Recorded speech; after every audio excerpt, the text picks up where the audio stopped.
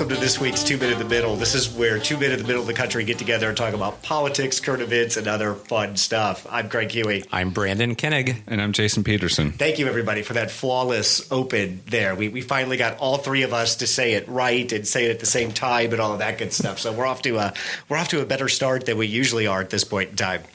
So coming out of the pandemic, return to normalcy, right? We're all also sitting in the same room, looking at each other. Yes. Which is kind of weird. And as usual, in the 2 Minute in the middle studio, it's about 162 degrees in here too, which is always makes the conversation better. It makes us angry. You got to get your point out quick and move on before you pass out.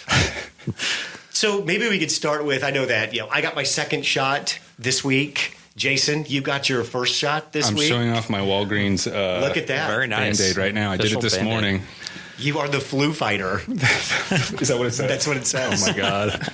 Yeah, I had to – well, you know what? I had to drive down to Lawrence, and God bless Casey Vaccine Watch and the guy who made that, because that's how I found the appointment. And I got down there, and it was easy peasy to get it, but it's a lot of driving for a vaccine that it feels like with a little bit better planning and distribution could have been available closer to home. It's still difficult to get an appointment here, and I think this is things that they're going to have to work out if this becomes an annual necessity, because this can't be the norm. We have to get our act together. And by the way, you guys had told me these stories of the places like throwing out vaccines, and I kind of thought that was a bit wishful thinking for those of us trying to drive somewhere far to get it. The nurse who gave me my shot said, "Oh yeah, we got a box of 150 of them on Thursday," and didn't realize that the expiration date was yesterday. So yesterday they put out, we need to do 100 people or whatever, and she said they got 110 in, but they still threw some out. I was like, Those stories drive me crazy. Yeah.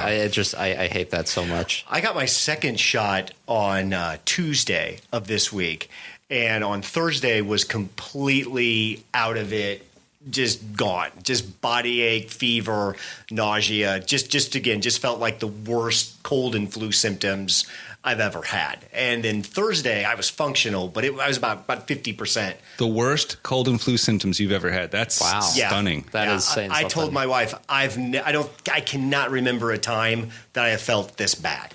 And if that's true, and if this has to be an annual event, would you second guess yourself next year getting it? No, I would still get it. I would just be able to plan to know. How long did it last for you, Craig? Less than 24 hours? Mine was about 36 hours. Oh, okay. I mean, I felt bad into the next day. My daughter got her second shot 2 weeks ago. She had a similar flu-like reaction, but hers lasted shorter. And then my wife, who got her second shot a couple weeks ago, and my mother-in-law, who also had her second shot, they had absolutely nothing. They had no symptoms. So it really just depends on – I think it depends on if you've had COVID in the past. And it's just person to person. The response is going to be individual, but it's something you got to plan for. Just don't make any plans the day or two. Don't do it on Monday morning. No, don't do it on a Monday morning if you've got a lot of work to do that week, because there's a good opportunity that you may not be feeling fully functional most of the day. I know brain fog is another effect that several people have, which really interferes with work or trying to get work done, in addition to like the aches and pains. So yeah, definitely plan ahead. Give yourself at least a day to recuperate. I just had exhaustion. I was just tired. Just felt like somebody just beat the hell out of you. Fever, and then stomach ache and being nauseous too. I wasn't ready. I didn't expect that one, so that kind of sucked. So my great timing, Easter dinner tomorrow ought to be something. Well, this is just your first one, right? You're first, so you should be. This is the second one. That's fine. that bad. Okay. The second one seems to have a little bit more spice on it than the first one. So, well, Brandon, you and I talked about Georgia last week, and I figured that would be a 1 week topic of talking about the law, people's reaction to it, kind of what we thought the law would impact moving forward. But this thing seems to have taken on a much bigger life of its own, and suddenly now we're in kind of a full-on national. I don't know if it's a crisis, but we've got way more people involved with this now. The All-Star Game's been pulled out of Georgia. The amateur draft for baseball's been pulled out of Georgia. We've got corporations involved. Yeah, Delta. Where are we at with this? So Georgia has become a litmus test for everybody, right? So you've had corporations for many years now who have felt sometimes compelled or urged on by activists, many times on the liberal side, to take a stand or position on issues. And particularly this issue being a state issue in Georgia, you've had Coca-Cola and Delta have been asked to take a stand facing boycotts. And the moral of the story is that damned if you do, damned if you don't, because you're going to piss off one side or another. And that's what's happened here in Georgia. You had liberal activists that were initially upset with Delta because they thought that Delta wasn't taking a stand and had issued a somewhat conciliatory statement on the law. So then Delta's CEO backtracks, comes out and says, hey, we didn't review this enough. We have problems with it. And then you have Georgia's legislature that attempts to retaliate through taking away tax benefits. Very Republican of you there. Yes. The lower house. And so then you have this dynamic that develops, and it's almost kind of like a domino effect, because now you've had former President Obama speak out. You've had President Trump, who is now asking people to boycott Major League Baseball, which is crazy. So it's completely unraveled into craziness. And there really is no winning position here if you were a corporation or anybody that does business in Georgia, because you're caught in the crosshairs of this. And it's interesting because I was talking about this with somebody else. One thing that many liberal activists that get who were all about the boycotts is when you boycott companies like Coca-Cola and Delta, you're actually hurting the voters you care most about, because those are the voters that have those blue-collar jobs that are employed by those industries. And you're not going to hurt the governor. You're not going to hurt the legislature. You're going to hurt those people that you want to vote, and you're going to put them out of work. So, again, it seems like nobody is really being strategic about this and stepping back and taking a pause. When a corporation decides to wade into one of these hot topics, do you think that they're doing it because the CEO or the board has an opinion that wants to be expressed, or are they hearing from their own workers that they need to be involved? What's in it for them to even wade into it? I think a lot of it is based on just the volume of talk, volume escalation of pushback that they're getting across the board. A lot of it is consumer driven. And when it reaches a certain fever pitch is usually when they will say something, take action, because they are beholden to shareholders, and and ultimately it all comes down to revenue, and they don't want to see an impact to the bottom line. And so if they see that there's one side where that's more likely to occur than the other, where there's just a mass volume of protests being registered, they're going to address it in that case.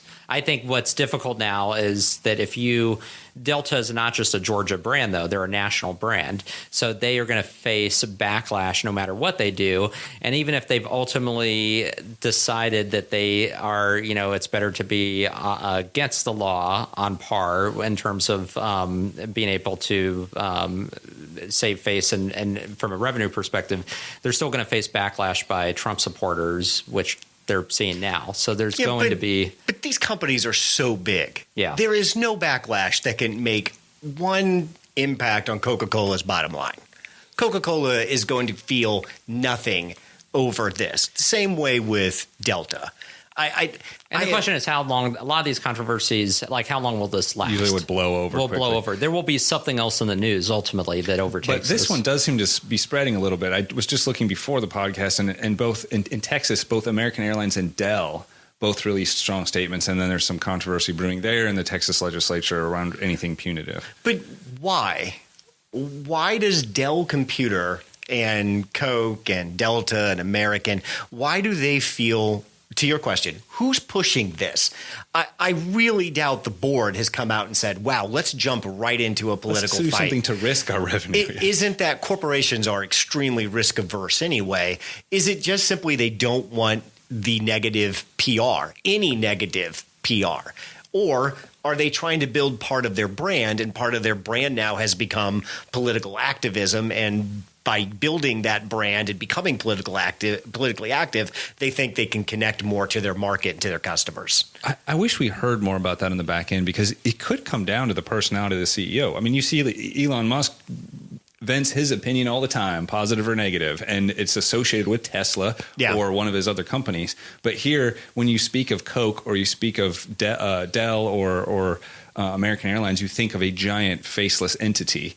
But there is a CEO that's sitting at the top of it. Maybe he's really strongly opinionated. Maybe they don't cover that part, right? They approach it as an entity. Yeah, and they don't. But I have never known any publicly traded large company to act off anything other than a profit motive. That is 100% why they're there. And your board is there to make sure that everything you do makes money for the shareholders of that company. So I would really, really like to know what is the calculation Coke is making. They had to have considered it, is your point. Somehow. And the question I have is, in some of these instances, some of these large corporations have substantial portions of their workforces that break down demographically heavy minority.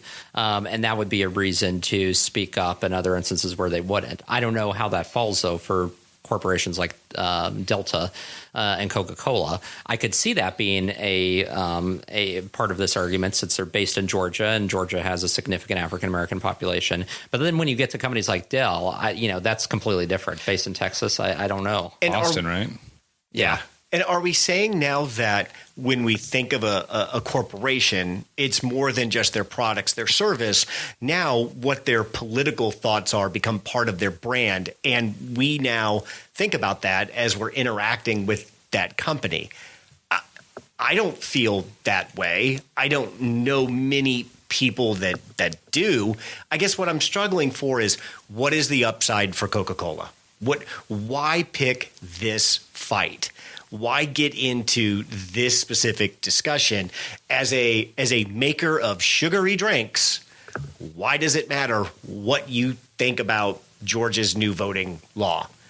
Maybe Brandon's right. Maybe it's the employee view. You want your employees to feel very valued and engaged, and if there's legislation that seems to be impacting them, you take a step forward for it.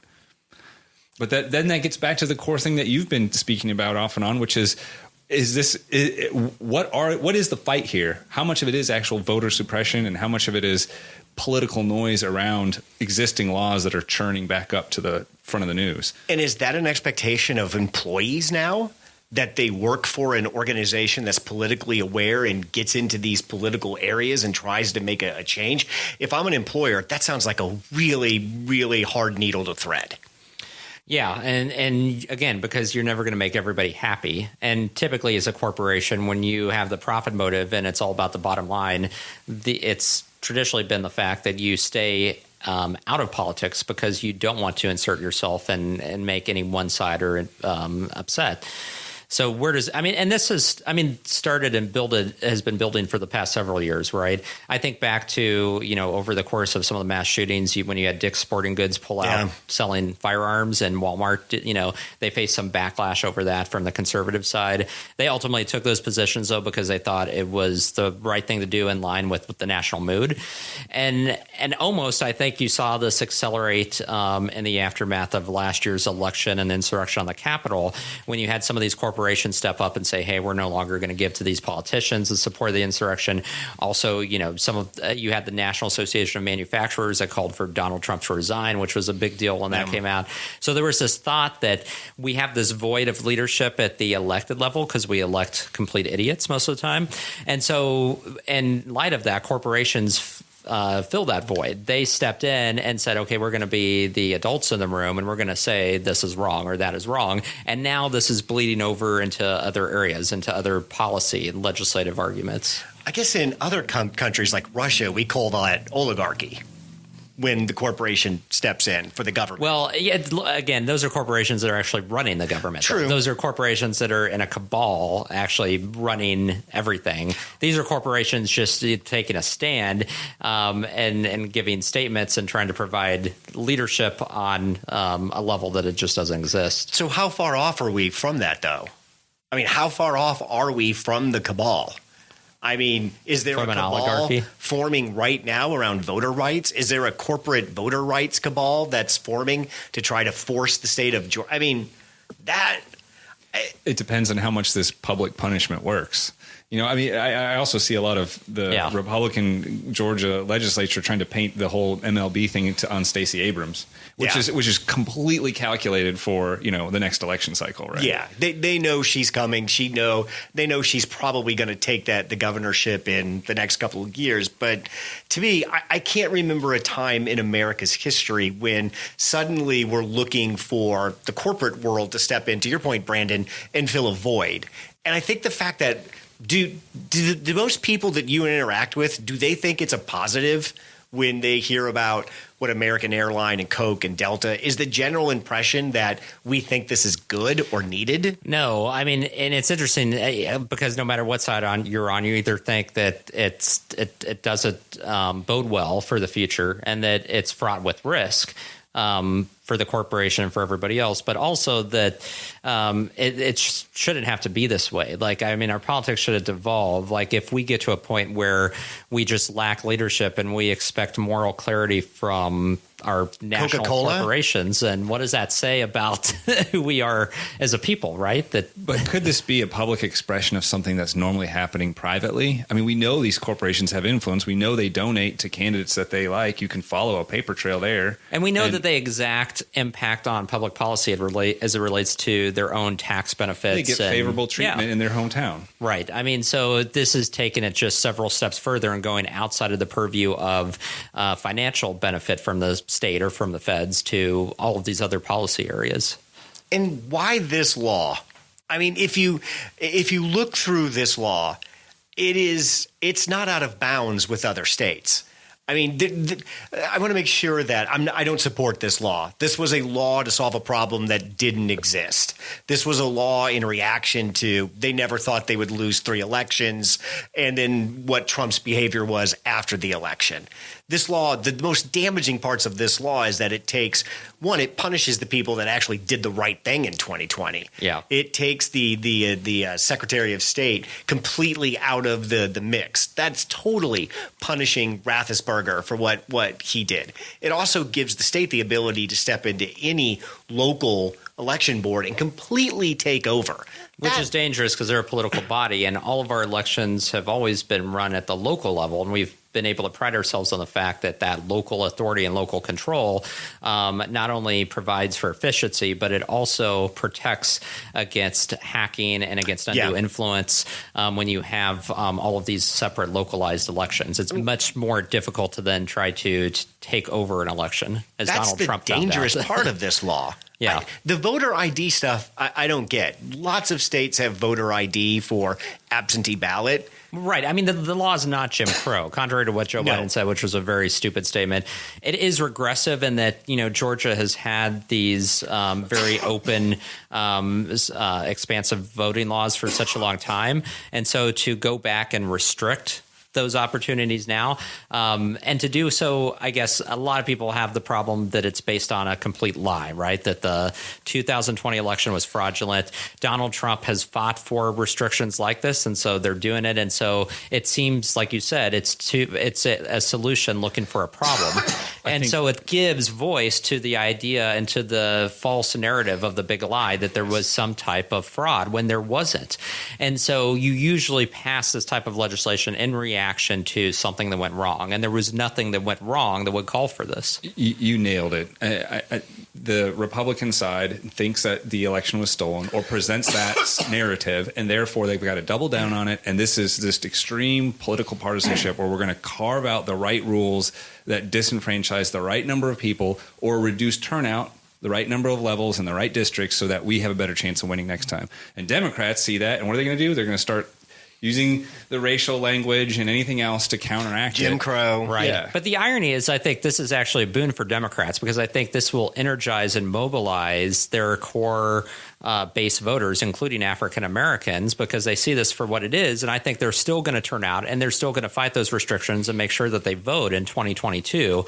So, it's obviously not ideal and it presents a lot of challenges. But at the same time, Republicans, I think, unknowingly are helping galvanize the other side's voters by doing this, because these are voters who have turned out, who are now used to turning out now in 2 straight elections in a row, very emphatically. And they're not just going to give that up now because there's some roadblocks, some impediments. If anything, it's going to fire them up more. And especially if you have Stacey Abrams on the ballot, who led the initiatives to get more people to vote. In the coming off of these restrictions, I mean, wow, talk about a setup for 2022. Mm-hmm. There's nothing in this law that doesn't exist in other states. There is nothing in this law that is out of bounds that doesn't happen in other states. There's no other way to say it. There isn't much attention given to that. No. Even the driver's license thing, like I had to write down my driver's license number to get the shot this morning. Yeah. That's not out of bounds from what is considered we have normal to provide elsewhere. that in Kansas when applying for an absentee ballot. It isn't a case of in Georgia now where they're requiring you to photocopy or to do something that's more a burden or onerous. Yeah. I think what they're doing is right now when you send in your absentee ballot, you had to sign the envelope. Now you also have to put your state ID number on the envelope too, so they can match the name to the signature, which you had to number. have to get registered in the first place, right? Which you had to have, so I believe, to get registered in the first place. And let's not forget that some of the really kind of problematic portions of this bill were stripped out before it was voted on, like taking away voting on Sundays, which was directly targeted to African Americans. The ugly part of this is, and I kind of mentioned this before off mic, but it bears repeating. It comes down to intention. It feels like the intentions are very negative, bad, poor. Here. Well, they are. I mean, you can't sugarcoat it. It is. And that's why everybody's so interested. Right. The optics on this is terrible. Yes. When you look at the actual bill, I agree with you, Brandon. They didn't do enough to keep Abrams and the energy that she's built from probably doing what she wants to do in the next government election. Because to really suppress the vote, they would have to include the things that got cut out very early. Yes. If they would have said no more Sunday voting, that's straight up voter suppression against African Americans. Yes. That did not make it. They didn't get rid of early voting. There's still 17 days of early voting. They increased some weekend voting. If you look, and the infrastructure is there for Stacey Abrams still to tap back into to bring these voters back out, and she has the organization. Of course, they have all the contacts, the capabilities to do that, and so it's there. But yeah, I do feel I really wish. I mean, if Republicans were going to push us forward, they should have, as part of the bill, all been forced to sign a statement of declaration saying that the 2020 election in Georgia was the most secure ever. If they went along with us and be able to dispel that narrative, because that was the driving narrative behind this. That would be fascinating. I don't think you'd get many people to sign that. That's the problem. You don't have to. The governor said it himself. Yeah. He said it was the most secure and accurate election Georgia ever put on. Right. The attorney general and the secretary of state said the exact same thing. Who would have thought in November that election would be so impactful, probably ripple effect for years because of the lie that played out and not because of who actually got elected. Yeah. And that's the thing that makes it so gross is without Trump's behavior post-election, none of this would ever happen. We wouldn't have had January 6th. I mean, there's just so much that ramification from his behavior, which he broadcast to us. I mean, we all saw it coming. I mean, anybody with a brain knew that's was going to be his MO. Yeah. These type of things concern me because if you try to think through what is the next step, what is the escalation from this, what does the next state do, what phase are we entering in now, it's hard to figure out what do we want from this as Democrats, progressives, if you're not a Republican, if you believe that voting rights is an actual issue as Democrats. Jason, what's a good outcome here? There isn't a good outcome. It's just further polarization and further entrenching in on one side. I don't see anything. Delta positive. pulls out of Georgia and a bunch of people lose their jobs. Is that what we want? America's favorite pastime gets impacted and politicized. Now a summer I was looking forward to of watching baseball. We finally made it to summer. We can finally sit down and watch some baseball. And now that's got to be about politics. Come on. Now I can't watch the Royals play because suddenly I don't support voting rights. And I think the reason, too, that, again, this will continue to be a lightning rod issue is because of the former president. Did any of you see his statement yesterday? I didn't. So the former president of the United States released a statement yesterday. Save America. Oh, boy. A statement by Donald J. Trump, 45th President of the United States of America. Why is it that every time the 2020 election fraud is discussed, the fake news media consistently states that such charges are baseless, unfounded, unwarranted, etc.? Sadly, there was massive fraud in the 2020 presidential election, and many very angry people understand that. With each passing day, and unfortunately for the radical left crazies, more and more facts are coming out. Other than that, happy Easter. That was the statement? That was the statement. Where are the facts? Please, somebody list them, show them, publicize them. They're not there. So you continue to have that forced by the president over and over. And so that is the backdrop to all of this. And he will continue to insert himself into this argument state by state. And so that's part of why this will continue to be something that corporations speak to. It's bigger than the policy aims of the bills themselves and what's actually in them. It's a shadow of Donald Trump looming over and what has happened over the last several months. I don't think we ever move past this until enough strong Republican leadership admits what played out was a fair election and the results were certified and everything was legal and above the table. And, I don't know. It's not like there'll be an apology issued, but an acknowledgement that it is, because otherwise you'll have 47% of the public losing some basic trust and faith in our democracy and how we elect leaders. And that's just going to reoccur. So this is an interesting point. So, Brandon, can we move past this with Trump still in the mix? I don't know that we can. No, because as long as Trump is in the mix, he's the de facto head of the party and everybody comes kissing his ring. And so there's no segment of the party that's strong enough to stand up to him and to be the face of the party. He is the party. So one way to look at this is just a continuation of Trump. This is because the Republicans will not deal with their Trump problem, or the other side of that coin, they don't perceive they have a Trump problem. This will continue to march forward. And by the way, this is why impeachment was so critical, because that was an opportunity to deal with the Trump problem and to stamp him out for good. And they didn't take it. He will continue to loom large as he continues to tease a possible run in 4 years. And as long as that happens, any other Republican is going to be deathly afraid to go up against him, and there will be no alternative, and everybody's going to be walking on eggshells. And you're right. The Republicans had a chance to put all of this behind them, and they chose not to. And if you're a true believer and you see that it's never been disputed by any other Republican leader, and these statements come out on Ledger that says "Save America," no wonder that there's such a extreme right side that feels like they've got to march on the Capitol because they think their country's being taken from them. That lie has fed to such dangerous results. But let's work that from somebody who, like you said, who agrees with this.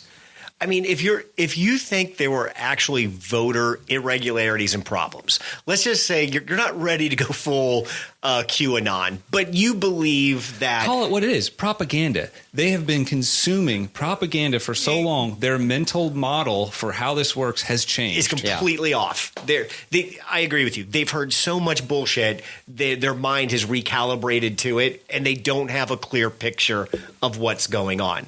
But okay, I agree with you that's not a rational position for a person to take.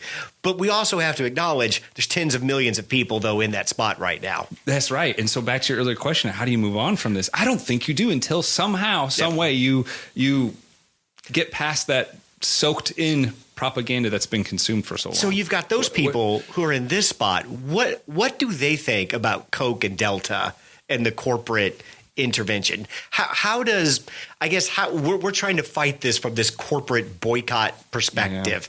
Yeah. How is that coming across to these people who are down this rabbit hole? That would be interesting to know, but I suspect the further out it gets, like when we start talking about baseball, they're going to just throw up their arms like we almost just verbally did. Like, forget this. I want to watch baseball. You take your politics and go home. Brandon, do those folks have an off-ramp? Is there something that you could see where, again, if you've believed the big lie and you think, is there a point where they would say that's a bridge too far and I'm out?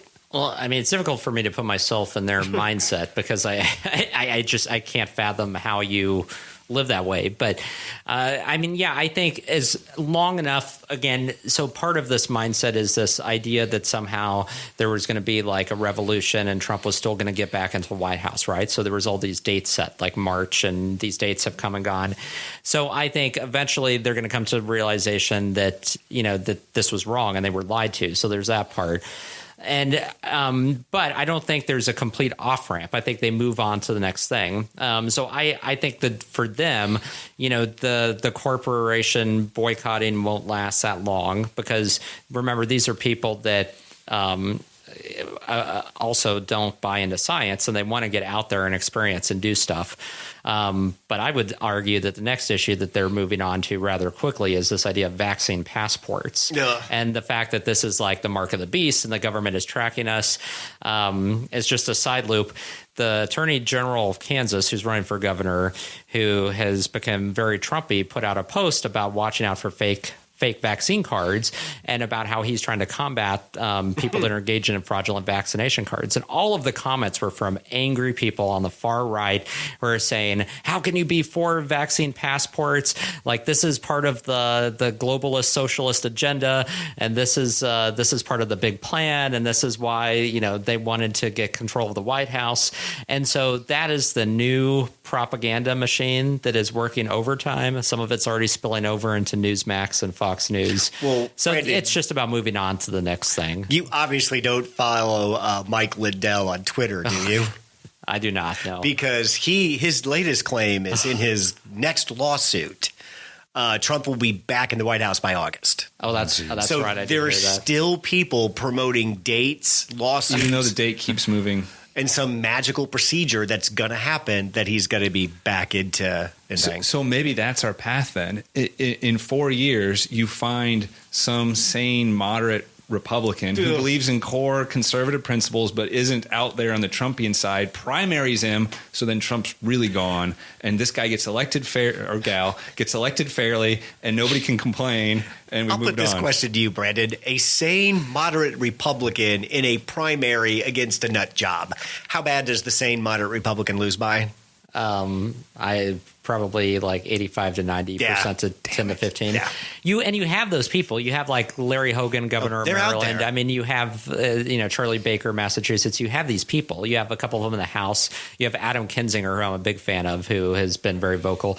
But again, they're the minority now in the party. These are people that are in the outs. I mean, think about Liz Cheney is the daughter of the former vice president, and she's persona non grata now. Yeah. I mean, it could not be more isolated. We'll talk about Matt Gaetz later, but I'm shocked that Dick Cheney hasn't had him killed yet, because that's what Dick Cheney does. Okay, I'm very happy though for Liz Cheney, because she has to be just like eating popcorn, watching this with glee, being like, okay, let's watch Burn Baby Burn. Let's watch this burn down, because that moron deserves our concentrated attention. I just want to come back to with this law, just to stress again, there's nothing horrible about this. It's all not good. It's all unnecessary. It's all punitive. It's not in a way. It's regressive is a great word that you used. It is regressive, but to your point, Brandon, it's 1,000 miles from Jim Crow. Right. And anybody that tells you that this is Jim Crow, you just need to look right at him and say, you need to read a book. Right. Because you have no idea what you're talking about. Not an understanding of history, yeah. And the president needs to sharpen his language up on this, too,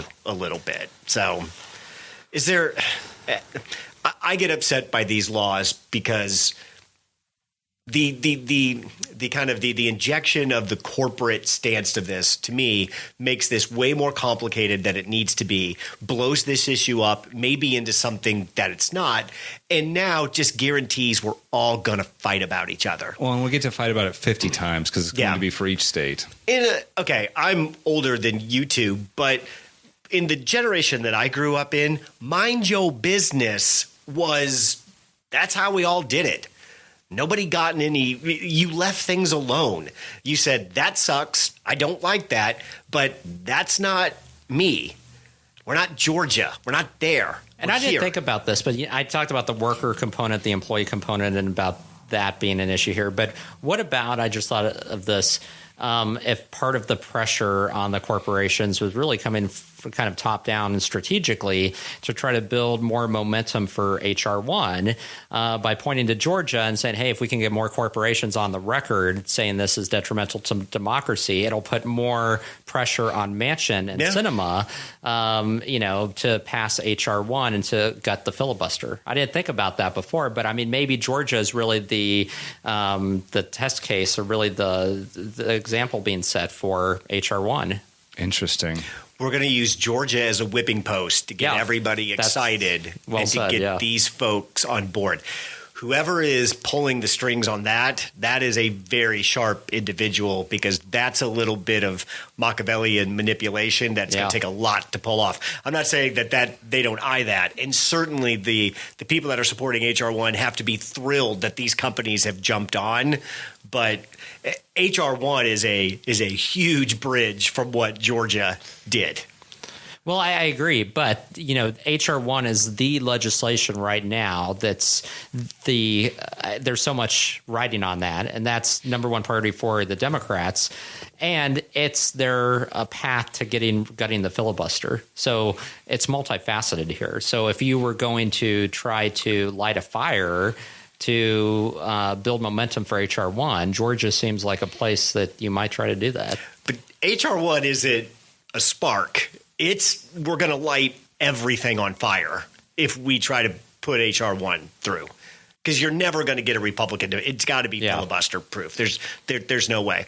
And where the Georgia law took parts of other states' laws and combined them, H.R. 1 completely redefines the four corners of election law. It is a complete rethink.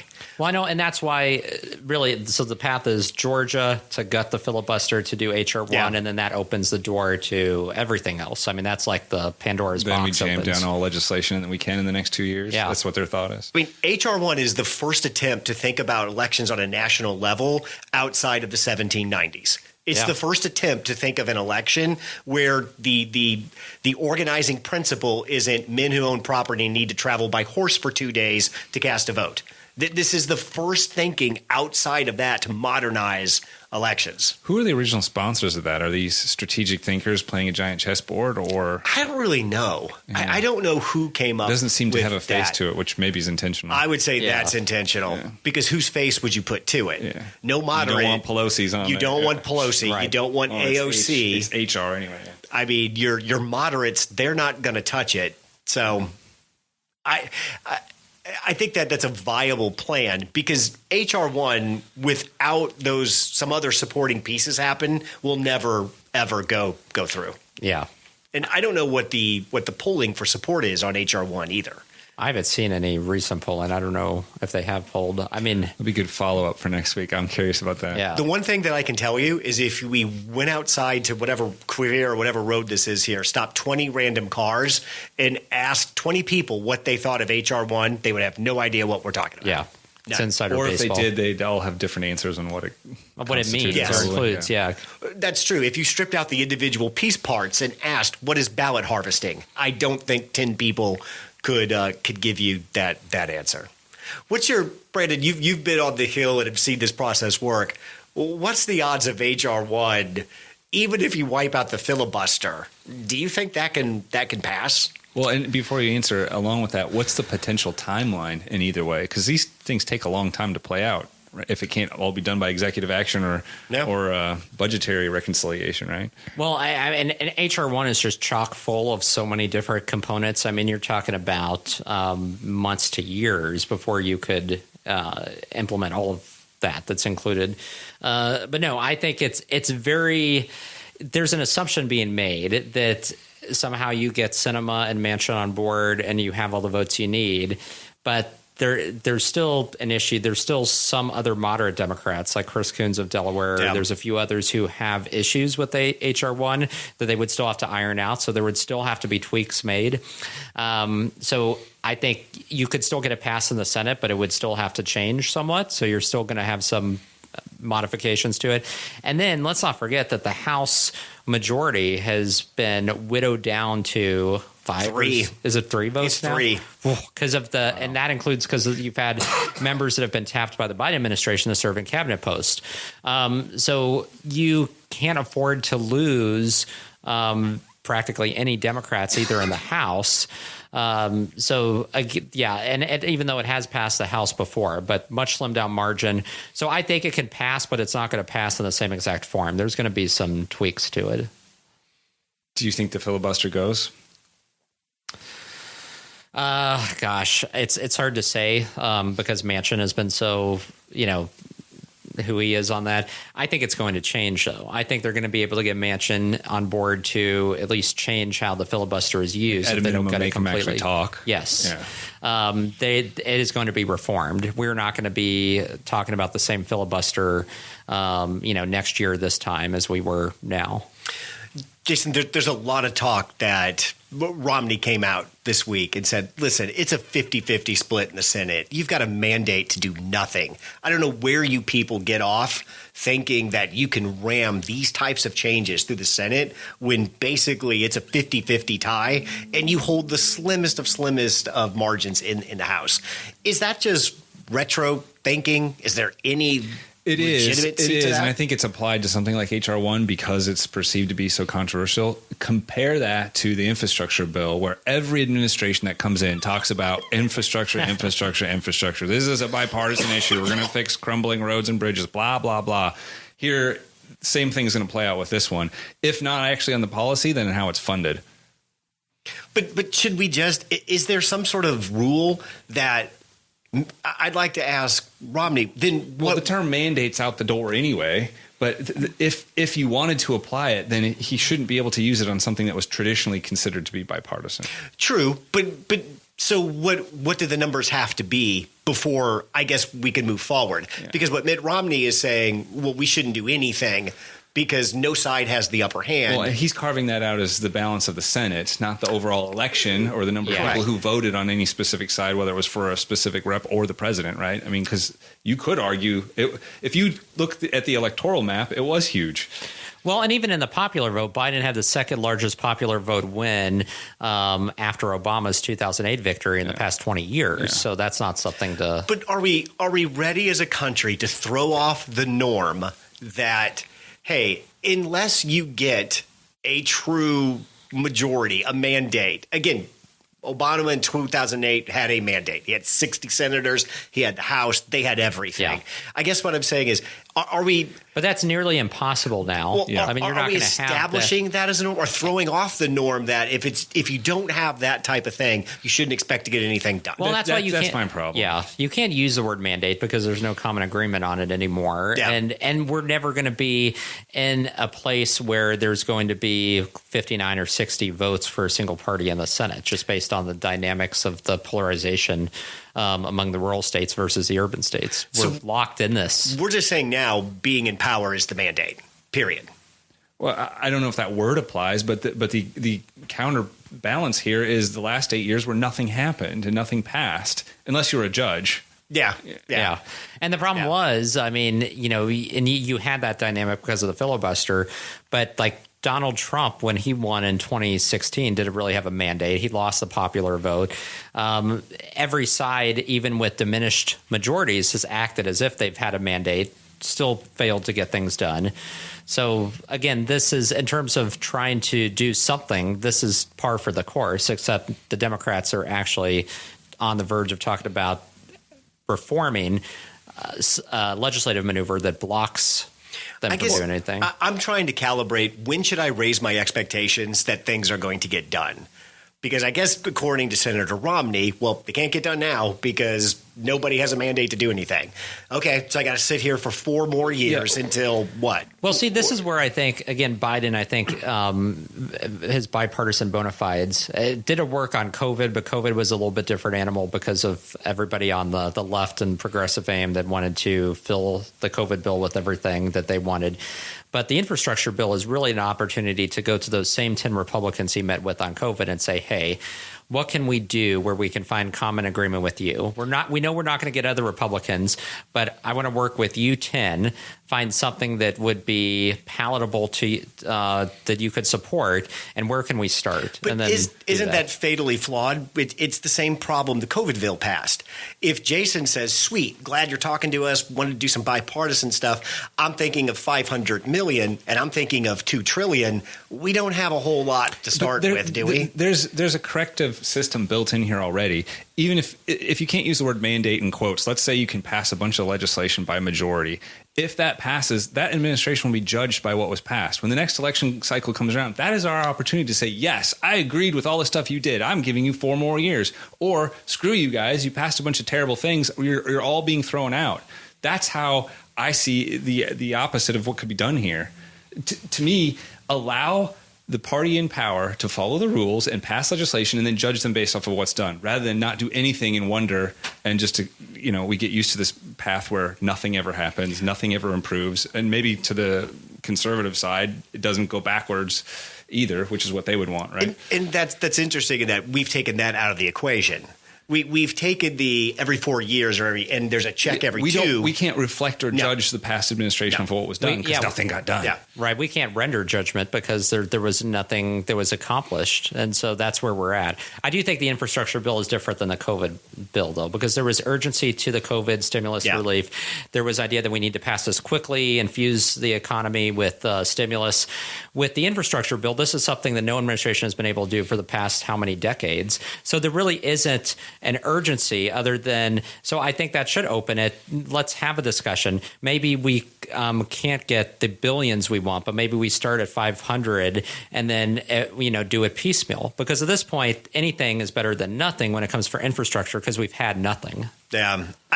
The infrastructure is such a ghost because you're right. Every administration has had it in their plan. And Trump talked up infrastructure, and nothing even came Infrastructure to the table. Week was like every other week. Yeah. They just shouted Infrastructure Week. Well, and everybody agrees it's supposed to promote a lot of job growth, right? I think. Which should be needed now.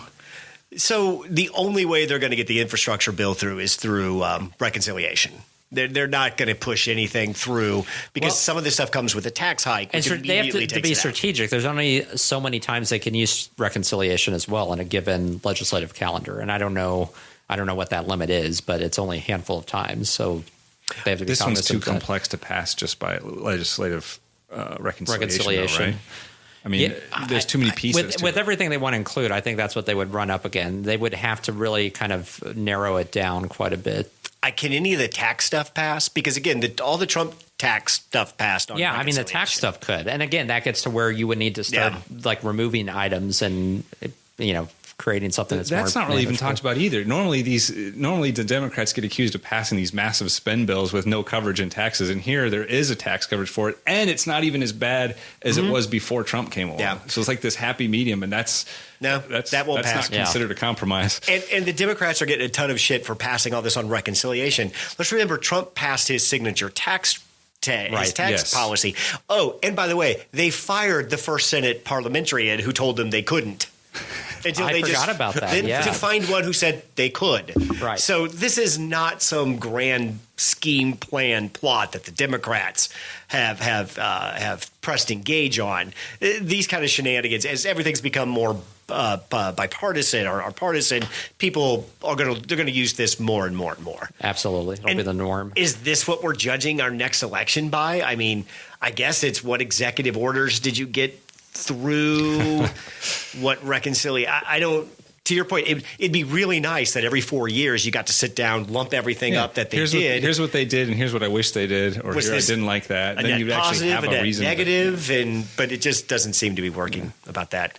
Let's maybe talk a little bit about why it isn't working like that. And Jason, when we were warming up, you mentioned the quality of our current politicians seems to be a little bit on the subpar side, let's say. Yeah, I think my argument was if we could somehow have a basic ethical test that has to be passed before you become elected as a representative of people. Give me your top 3 questions on that test. Or no, let's do this. You just give one. We'll go each give one. That you get to do the one question to the ethics test. What would it be? Have you ever been involved in an illicit relationship with a person other than your own spouse? And who's under the age of legal consent to be in that. That'd be a solid start. Wow. We could just go through like the biblical rules here, right? Thou shalt not steal. Have a basic moral requirement to serving office that you're going to act ethically, that you're not going to sell your office for monetary gain. You're not going to engage in bribes. Brandon, how much does someone's morality come into this? I had a text exchange with a buddy who's, Gaetz is done and Gaetz is this. I'm like, Cuomo's still in office. Trump never got kicked out. I mean, if Gaetz wants to ride this out, sure he can. So at some point in the last 10 to 15 years, our political class realized that there was no inherent benefit in actually owning up to your actions and apologizing. So a sincere apology has gone out of vogue and has been replaced with this idea that you will deny, you will fight to hang on as long as possible, because when you are fighting, that shows strength and people stick behind you. Also, by fighting to hang on, it enables you to continue to raise money, which you can use for other ventures. And so we have to always remember the money aspect of this, because it's constantly about fundraising and constantly about keeping those dollars coming in. And Matt Gaetz is able to do that as long as he doesn't apologize and own up to what he did. But that's created this completely new class of politicians who are focused not on governing, but about building brands and personalities. And if you are building a brand for yourself, you don't have the same limits and ethical considerations and moral compass that you're operating from, because your brand, your personal brand, it takes priority. And everything else is a distant priority. And so Matt Gaetz is of that class. Marjorie Taylor Greene is also of that mindset. It's no surprise that Marjorie Taylor Greene was one of 2 people that came out in support of Matt Gaetz during this whole thing. Because they're very alike in terms of how they've built their careers. Do you think some of the strategy behind the strong denial is the short attention span of the public and the media cycle? Just deny long enough, something else will come along, and you'll be able to move on. That may be, but I think this isn't something that's likely to blow over. I mean, when you have an FBI investigation, these things are long, slow. There's leaks that continue to happen. Right. There's eventually, indictments that occur and criminal charges. I got my shot. You going to give me COVID here anyway? No, that's not a COVID cough. Allergies. So it's not going to blow over. But I think, Gaetz is one of those who has a lot of hubris. And so he is going to continue to talk. I think anybody that thought he was just going to shut up and, stay quiet, you don't apparently know this guy, because this guy always talks and continues to talk. If you're showing your colleagues naked pictures of your conquest, you've already let the cat out of the bag. Yeah. Nothing to lose at this point. Doesn't this come back to somehow either culturally or at least other people who have attained this level of leadership? The bar is just too low right now. You don't have to be a person of strong moral fiber and ethical character. We'll let in anybody. That is true, but why is the bar that low? We have to look inward. That's what I don't understand. Why we as a people have allowed that bar to drop that low. And it's not one political party. It's all both. Over the spectrum. Yeah. And Andrew we're Cuomo, by the way, still has approval ratings in the low 50s. After all of this that's happened, he is still above water in New York. And so that's why he hasn't resigned. Here's what I've been thinking about with Matt Gaetz. So when Matt Gaetz is laying in bed at night, and he's thinking of his aspirational self, the best version of Matt Gaetz that he can be. Who's he thinking of? When Matt Gaetz thinks of himself in the ultimate success and being the best Matt Gaetz he could possibly be, and let's say on one side of the spectrum, his role model is Trump right now. Well, there's one side of the spectrum, which let's just use John Lewis, for example. Lifelong congressman, dedicated to service, saw the value in serving the people of his district, linked to a bigger message, led that life. Let's just say, for sake of argument, that's like the best congressman Matt Gaetz could ever be. And then on the whole other side of the spectrum, I would throw Tucker Carlson. What do you think Matt Gaetz really wants to be? He wants to be Tucker Carlson. He wants to be Tucker Carlson. My analogy here is the reason we're getting all these shitty people in government because we keep electing people who have no interest in governing. It's a brand building. It's a stepstone. It's a way to get my name out. A congressman makes $174,000 a year. Nothing to sneeze at, but that's not great money. Don't they also get like a $2 million or $3 million budget for their office or something like that? Yeah, and I'm sure you scam off some of that. I certainly would if I were a congressman. And they get the federal pension. And I'd give myself a couple other jobs and some other shit. Let's just say, for sake of argument, you're going to bring home $400,000-$500K. Is that, Brandon? Is that reasonable to think that way about how much a congressman would get paid? Well, in terms of benefits and everything, total compensation. Yeah. Okay. Tucker Carlson makes $25 million a year from Fox. Yeah. He talks to 4.5 to 5 million people a night. My point is, when you take Marjorie Taylor Greene and Madison Cawthorn and Matt Gaetz, they all see themselves as Tucker Carlson and Sean Hannity, not John Lewis. That's what they want. Yeah. That's what they want. They have no interest in governing. They have no interest in policy. They are there to they are the entity they're promoting, and it's a stepping stone to the next big money job. Ted Cruz let the cat out of the bag, I think. Remember like a month ago where he spontaneously said, I'm going to sponsor some stuff on term limits. Once Ted Cruz gets it through his head that he's not going to be president, he's out. Yeah. There's way more money to be made doing stuff other than being a senator.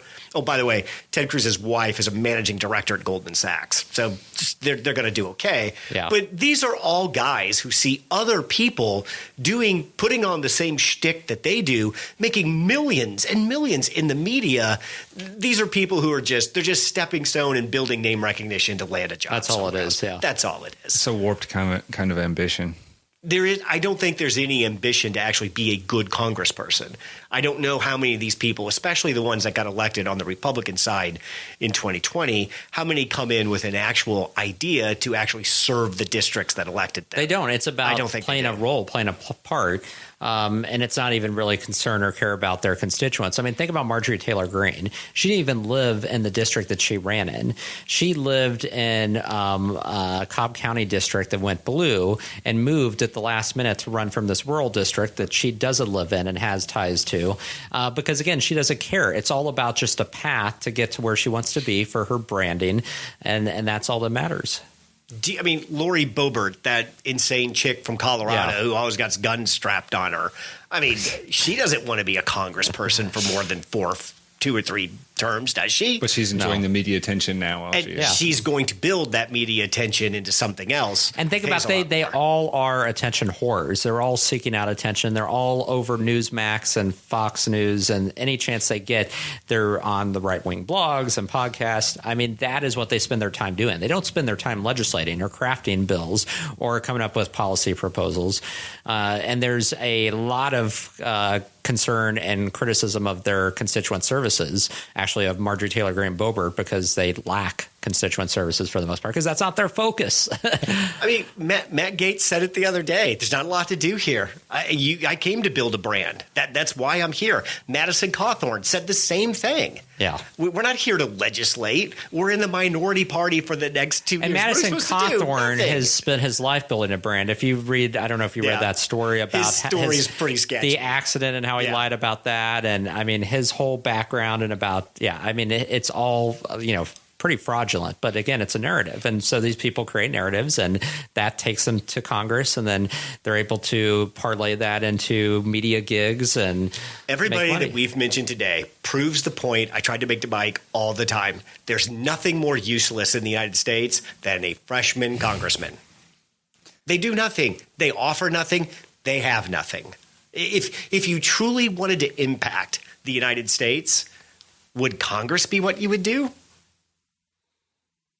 This conversation does not paint a great picture for the future of our government. It doesn't, because who are we sending into the government who actually wants to govern? Who's to your point, Jason, the bar they're measuring themselves by is what policy are we passing that actually has this impact on these people's lives? I can't point to a ton of those people. Well, as a freshman congressman, you may not be able to create something new, but you can sure join the debate on the policy side, tease out the facts and figures that make good legislation, and learn so that once you're no longer the freshman, then you can do something measurable. Learn. So quaint a notion. But no, you're right. I mean, there is plenty that they could do. And the problem is we elect people that don't want to do that. And this all goes back in my head to this is why we need election reforms, things like ranked choice voting, nonpartisan blanket primaries. We need to look at how and who we send to Congress, look at the primary process and how these people get elected, because the process as it stands now produces these types of people and will continue to produce more of them because social media and 24-hour media has only exacerbated this. It's enabled the rise of people like Marjorie Taylor Greene and like Matt Gaetz, and it's not going to disappear. And Matt Gaetz has been a grade A idiot from day one. Yeah. I mean, all he's done is made a spectacle of himself and acted like a jackass the entire time. He's done nothing serious, and he doesn't deserve to be treated seriously. Do you remember when he had the big hazmat mask, like when the coronavirus first started, and he was like poking fun? Like he does that stuff. It's political theater. That's what he's always been about. The problem, too, is there's nothing can be done about these people. No. I mean, the big tell from the Trump presidency, or one of the big lessons is if you elect a president that's intent on being an idiot, he's going to be an idiot. And there's not a lot you can do about it. And I think the expectations have fallen so far. What can we do? How is Cuomo still the governor of New York? How? I know he's on Team D, but what the shit? We got to kill this guy off, don't we? It's crazy, but he has made the calculus that he has the support and he can hang on. So despite not having any friends in Albany and despite being just completely sidelined and marginalized, he's not stepping down. And I mean, he's basically trying to force this New York State legislature to file articles of impeachment. Yeah. And they're close to having those numbers. But again, Cuomo has always been about confrontation in his career. He's always been this brash, bare knuckles politician in New York politics. So he's not going down without a fight. And he's learned that that's the way you operate. You don't ever give an inch. For many people, that is successful. Yeah. Accountability died in the Trump era. I mean, if I'm a politician, whatever I do. That's what Matt Gaetz said in that Vanity Fair interview. I mean, he said, Donald Trump has opened the floodgates for people like me. And what did he mean, Brandon, by people like him? Well, is he thinking his inner thought there of what he actually is? He actually expanded upon that about someone like him who likes to be with many women. And, he's have his lifestyle. Yeah. He said that pretty much. And he's promoting that now as something to be celebrated. Yeah. I thought we had gotten past that when a man came out bragging about what a stud he was, that was generally seen as negative and not something that you wanted to. You would think. That wasn't what you led with. I think that the great lesson with Trump He was also the only politician, by the way, in the Florida legislature who voted against the sex trafficking bill that was successful and got passed. So that has come to light now. That's the great lesson of Trump. Just double, triple, keep saying it. If you've said something disgusting, say something worse. Yeah. Just keep at it.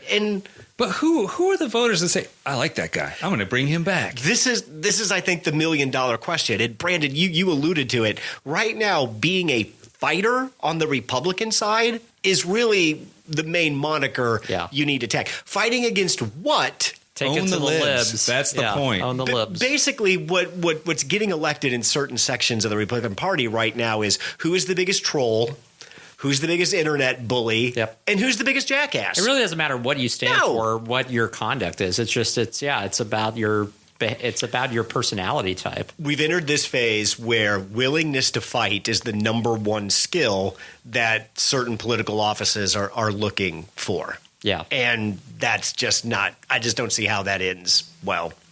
No, not particularly when you're getting elected to bodies that are supposed to be based on collaboration and partnership and Does Gaetz survive the month? I mean, I guessed wrong on Cuomo, so I'm bowing out of this one. I would say yes. I don't think you can. They're not going to impeach him out of Congress. They're not going to throw him out. He's going to have to resign. No, but I mean, I think he'll be kicked off committees. I mean, I there's enough that'll continue to come to light. I don't think he is going to resign. He's the fighter type, so he'll stick on, but he'll be marginalized quite a bit. And part of this too isn't just because of his behavior; it's because there's no love lost for him. He is the Ted Cruz of the House. Most of his colleagues hate him and can't stand him, so no one's going to go to bat for him. And he's, if you look at the couple of Republicans in leadership, he could really use the support of somebody like a Liz Cheney. Oh, but wait, he went to campaign against Liz Cheney in Wyoming. I wonder how that's going to work out. Yeah. So I don't think that's going to happen. I think my time's over. He wished Dick Cheney would have taken a shot at him at that point. Are we watching the slow-moving death of our government as we know it, our form of government as we know it? It certainly feels like we've entered the end game for this stage of the United States. You fast forward 20 years and look back and go point to this, like the last 10 years and the next 5 or whatever, like, oh, that was it. That's where America died. I mean, a lot of conservatives will tell you the 2012 election is when the country broke. Because a lot of conservatives were 100% convinced President Mitt Romney was going to defeat Obama and was going to set the country back on the right path. There's a lot of folks that said after 2012 is when the Republican Party said, piss on it. If these are the rules of the game and I'm just going to be called a racist, a sexist, a misogynist, you're going to use phrases like binders of women against the most milquetoast candidate we've ever run. Okay, you like that? Guess who we're going with next? Yeah. And that's the moment. And what's weird is, Brandon, you may recognize that but Jason and I being lifelong Dems never saw that coming. Never could have identified what the IRS scandal did to conservatives and the loss of Mitt Romney. These are all things that happened right under our noses that we didn't think had any impact on folks. They had a huge impact. They did. I mean, it mobilized an entire segment of conservatives to say, this is the wrong candidate. We can't play like this anymore. Yeah. We have to completely change the playbook in terms of how we go after the other side and how we conduct ourselves in elections. And nothing has been the same since then. And Barack Obama showed the Republicans, if we get the right candidate, there's nothing you can do about it. Because Barack Obama had more political talent and knew how to cultivate that political talent and appeal than any Republican before Trump knew how to do it. And who are Republicans talking about if Trump doesn't run? Who is rapidly gaining traction on the right? Tell me. So as far as those elected office, you have DeSantis, the governor of Florida, who is in the mold of Trump and who's part of that political theater and, fighter type. And then outside of politics, Tucker Carlson, whose stock continues to rise. And you actually have base voters now that are saying, we want Tucker Carlson as our presidential candidate. I am constantly just unbelievably that Republicans forget there are women in the United States. They just forget the fact. I mean, and the fact that women can vote, they just seem to forget it all the time. Because who is the most unappealing male on the planet from a political perspective to women? Tucker, please do. Please do. The one who, has problems with women serving in the military. Yeah, let's have that guy be the nominee. And just the faces he makes. You can't. Please run. Tucker His expressions Carlson. Drive me crazy, by the way. That's why I can't watch him. We always end with what we're watching or reading that's fun. There's a new book by John Boehner coming out that we. Oh, yes. I can't first wait off, for let me start by saying, no, that clip I texted you, Jason, that is real. They played that same clip, including the F word, on MSNBC last night. So John Boehner, the old Speaker of the House from Ohio, for you guys who don't remember him, he's the ultra tan looking dude that smoked all the time. Which, by the way, I was a long time a John Boehner fan, so I've been looking forward to this book for the last couple of years. And he is a kind of traditional, kind of mainline Republican, pre-Trump Republican, and he doesn't let anything go to waste with this book. I mean, he goes after everybody. And John Boehner looks like some old person that's moved to Florida, and he's got that brown kind of leathery skin. And apparently he has smoked. He's been a chain smoker like his whole life. And smoked in his office and smoked in Congress, just smokes constantly. The cover of the book is him holding a wine glass. So he's a big drinker, big smoker. He's an old school guy. Yeah. Despises Ted Cruz with a passion and apparently just unloads on everybody. Every chapter, apparently, on the audiobook. He basically, Sarah Isger on a podcast read a thing last night where he said in 2011, every moron got elected on the Republican side. Which, okay, that's standard. But then he goes the step farther and names the morons. That's awesome. So I can't wait. I might have to read this. I've also heard, too, don't read it, buy the audiobook. Jonathan Swan from Axios said that while Boehner was reading the audiobook, he ad-libbed a ton. And he especially ad-libbed about Ted Cruz. So there's a quote going around, you probably may have seen this from this book, where he's giving a standard Freedom in America speech, and it's a great thing, and you never know where you could end up. And, I swept the floor at a bar in Ohio, and I was the Speaker of the House, and it's a great thing. Oh, and P.S., Ted Cruz, go fuck yourself. And apparently, that's exactly what he says. And apparently he ends many a chapter with that exact same phrase. This might be a political book worth reading. Yes. Because Boehner don't give a shit. Yeah. If you don't like Boehner don't care. He's retired. He's not going anywhere. And that's the best time to read a political book, because anytime you read a political book before retirement, it's all based on where they're going. And now they let everything loose. And he's the one that Obama just one day told him, hey, I won. Elections have consequences. We're going to do it my way. And that was it for those two. Because, Boehner will throw elbows and bar fight with anybody. He doesn't care. Yeah. So that's a book that, I'm going to pick that one up fairly quickly and try to listen through that and see if that delivers. Come back with some more good quotes for us. He also, there was another quote from the book where he also was pretty conciliatory towards Obama. And he's like, yeah, if I was Obama, why would I want to work with them? Yeah. They basically fed into these lies of propaganda that I was a Muslim and I was born in Kenya. And he's like, if you're the president of the United States and you come, from all of that, like, what's your incentive? Like, so it's going to be a fascinating read. I'm eager to kind of see his insights in there. The other thing, there's a podcast, the Dispatch podcast. This is Jonah Goldberg and their crew. Oh yeah, they have Mick Mulvaney on their Friday podcast called it's the Dispatch podcast. It's an hour and 10 minutes. It is fascinating to hear Mulvaney talking about the formation of the Freedom Caucus, how the Freedom Caucus all went wrong, how he decided to make the jump into Trump's cabinet, what it was like being his chief of staff. Yeah. And Mulvaney is slightly less profane and old school than Boehner. So it's still saying this something. is an unvarnished, unfiltered, here it is. So that's worth a listen to. Okay. You guys reading, listening, watching anything? I have a comment. So this is supposed to be the golden age of television, right? Yes. Now, right? It is. There's so much TV, you can't consume it all. And I reflect upon the last year of COVID and being stuck in the basement and what I've been watching, and I've seen plenty of TV shows. Where are the movies? What can we recommend? I can't remember the last time I saw a movie that I could go recommend. Did you watch that Kong versus Godzilla movie on HBO Max? No, I haven't seen that. That is a giant turd.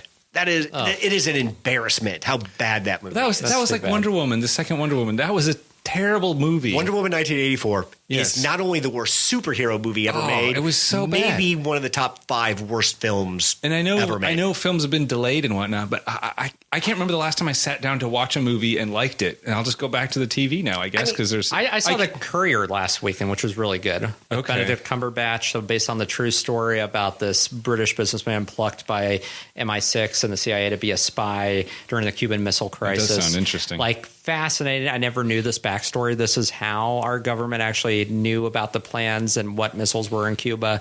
And it's just a story I had not heard before. And it was very well done because it doesn't include, like you hear audio commentary, the backdrop about President Kennedy and Khrushchev, but they're not actually included in the film because the film's really about this character and then his relationship with the Russian asset who has a covert asset who's giving all of the information to the Americans, and how they've bond and then look out for each other, even though both of their governments aren't looking out for them. It's a really good film. Highly recommended. Jason, do you find too that I will watch a series before I'll watch a movie? Yeah, and some of it, I'm sitting here thinking, does it just take 10 hours to tell a really good story now? And we've realized that a 2-hour film just cuts so much, or just is all flash. What 2-hour movie plot have you not seen 300 times in your lifetime by now? I think that's how I look at a series, as if there might be something unique here. Yeah. But a movie, it doesn't seem like that's anymore. I've been watching Raised by Wolves on HBO Max. Is that the Android thing? Yeah. I think I saw that.